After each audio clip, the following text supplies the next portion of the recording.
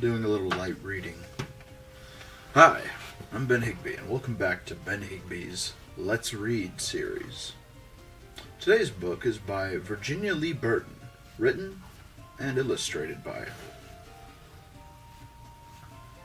It's a classic one from my youth. Mike Mulligan and His Steam Shovel. When was this made? It's a little bit of an old book, let me tell you. But don't you worry. 1967. Ripe old book, this one. Originally written in the 30s, mind you. This is a reprint. Anyway, let's get started. Mike Mulligan and His Steam Shovel. Story and pictures by the Virginia Lee Burton. Look at a happy... That's Mike, I guess. It's hard to see. And we got the good old steam shovel. That's much better. Let's get cracking. These are all the parts of the steam shovel. Very interesting to a little kid. 67. See right there. Ah, look at those. That happy pair. Yeah, man. Houghton Mifflin Company. God. I remember some of these. To Mike. Rusty.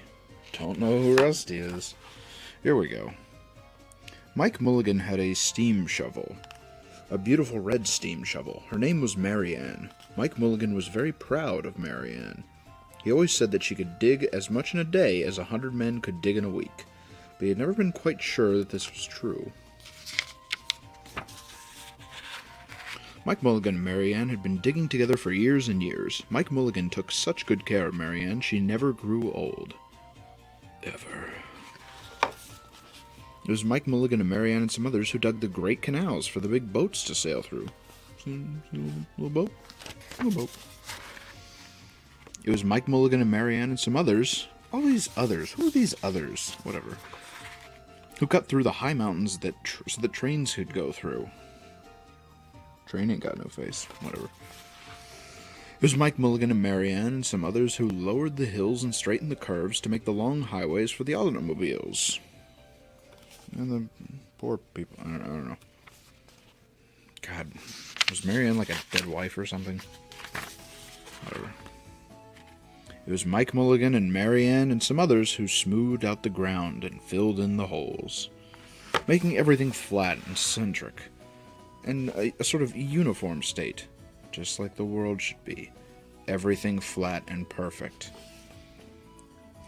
To make the landing fields for the airplanes.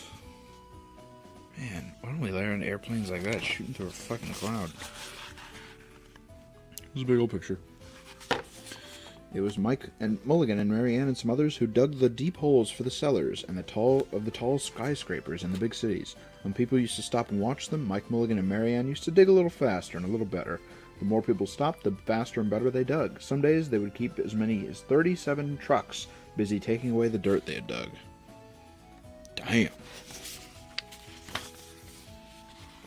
Then along came the new gasoline shovels, and the new electric shovels, and the new diesel motor shovels, and took all the jobs away from the steam shovels. Fucking future. Mike Mulligan and Marianne were very sad. No steam shovels wanted. This is racism, kids. Oh, god damn it. All the other steam shovels were being sold for junk, or left out in the old gravel pits to rust and fall apart. Mike loved Marianne. He couldn't do that to her. Okay. He had taken good care of her, that she could still dig as much in a day as 100 men could dig in a week. At least he thought she could, but he wasn't quite sure. Everywhere they went, the new gas shovels and the new electric shovels and the new diesel motor shovels had all the jobs. No one wanted Mike Mulligan and Marianne anymore. What the fuck was that? Then one day, Mike read in a newspaper that the town of Popperville was going to build a new town hall. "We are going to dig the cellar of that town hall," said Mike to Marianne, and off they started. Smoking's cool. They left the canals and the railroads and the highways and the airports of the big cities where no one wanted them anymore, and went out into the country. They crawled along slowly up the hills and down the hills till they came to the little town of Popperville. Perfect little town. Christian town, too. Thank goodness. Oh, shit. When they got there, they had found that the selectmen were just deciding who should dig the cellar of the new town hall. Mike Mulligan spoke to Henry B. Swap, one of the selectmen. I heard he said that you were going to build a new town hall. Marianne and I will dig that cellar for you in just one day. What? Said Henry B. Swap. Dig a cellar in a day? It would take 100 men at least a week to dig the cellar in our new town hall. Remember from before when Mike said, "Hey, this is the fucking shit." Sure, said Mike. But Marianne can dig as much in a day as 100 men can dig in a week. Though he'd never been quite sure that this was true, then he added, "If we can't do it, you won't have to pay." Henry B. Swap thought this would be an easy way to get part of the cellar dug for nothing. Fucking Henry. So he smiled in a rather mean way and gave the job of digging the cellar to the new town hall to Mike Mulligan and Mary Ann. Oh, there's Mike. Hey, Mike, what's your... They started in early the next morning, just as the sun was coming up. Soon a little boy came along. Do you think we will finish by sundown? He said to Mike Mulligan. Sure, said Mike, if you stay in and watch us. We will always work faster and better when someone is watching us. So the little boy stayed to watch. And maybe we've got some candy. Mike Mulligan and Mary Ann dug a little faster and a little better. Oh, fuck. And Ms. McGillicuddy, Henry B. Swap, and the town constable came over to see what was happening, and they stayed to watch. Then they did better. They did better because of what happens when people. It's a turn on. This gave the little boy a good idea. He ran off and told the postman with the morning mail, the telegraph boy on the bicycle, the milkman with his cart and horse, the doctor on his way home, the farmer and his family coming into town for the day. They had all stopped and stayed to watch. That made Mike Mulligan and Mary Ann dig a little faster and a little better. They finished the first corner, neat and square. But the sun was getting higher. Shit. Clang, clang, clang. The fire department had arrived. They had seen the smoke and thought there was a fire. Then the little boy said, "Why don't you stay and watch? You don't gotta put out fires." So the fire department of Popperville stayed to watch Mike Mulligan and Mary Ann. When they heard the fire engine, the children in the school across the street couldn't keep their eyes on their lessons. The teacher called a long recess and the whole school came out to watch. That made Mike Mulligan and Mary Ann dig still faster and still better. They finished the second corner neat and square, but the sun was right up at the top of the sky. Son of a bitch.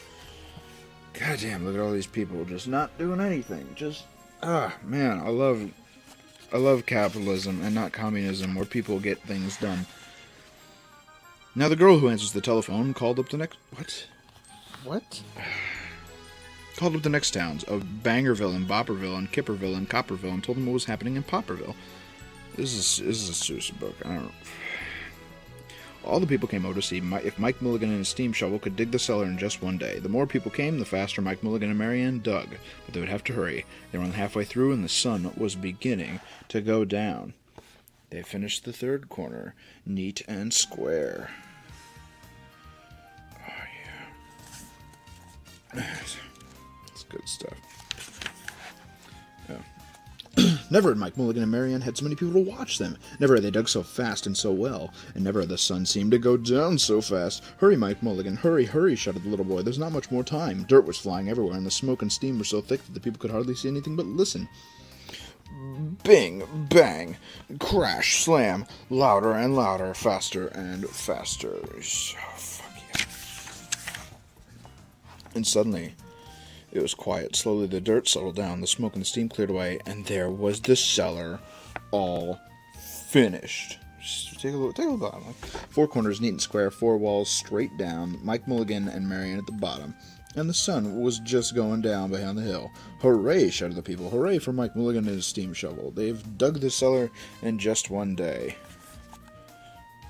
Really? Then the little boy said, "How are they going to get out?" Oh. That's right, said Mrs. McGillicuddy to Henry B. Swap. How is he going to get his steam shovel out? Henry B. Swap didn't answer, but he smiled in a rather mean way. Then everybody said, "How are they going to get out?" "Hi, Mike Mulligan. How are you going to get your steam shovel?" What is it? This dog's up to something over here. You little fucker. Oh, fuck. Mike Mulligan looked around at the 4 square walls and 4 square corners, and he said, "We've dug so fast and dug so well that we've forgotten to leave a way out." Mike Mulligan never had this happen. Nothing like this had ever happened to Mike Mulligan and Mary Ann before. They didn't know what to do. See, pride is a sin. That is this moral. Whatever. God, fucking words.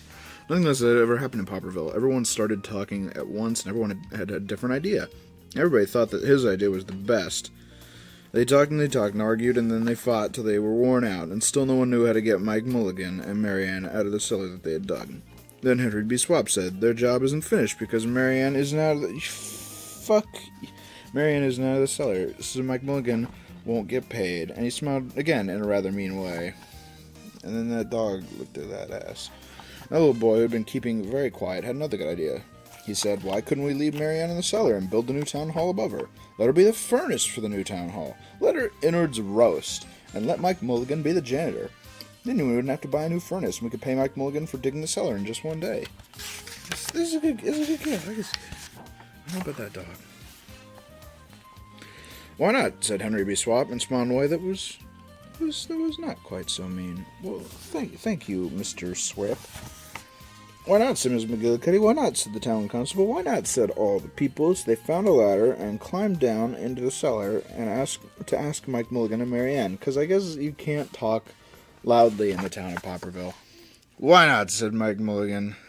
So it was decided, and everyone was happy. Look at the dog sales, so that's happy. This is called theming. This is happy theming. And the eyes are doing that cool little anime things, because it's like, I'm happy. That's money. They built the new town hall right over Mike Mulligan and Mary Ann. It was finished before winter. And every day the little boy goes over to see Mike Mulligan and Mary Ann, and Miss McGillicuddy takes him nice hot apple pies. As for Henry B. Swap, he spends most of his time in the cellar of the new town, listening to the stories that Mike Mulligan has to tell, and smiling in a way that isn't so mean at all. When you go down to Popperville, be sure to go down to the cellar of the new town hall, and then there'll be Mike Mulligan and Mary Ann, Mike in his rocking chair smoking his pipe, Mary Ann beside him warming up the meetings in the new town hall, smoking on the job, reading on the job, just not giving a shit. That's the end. There's the bits. We did it. Thank you for joining me. Go home.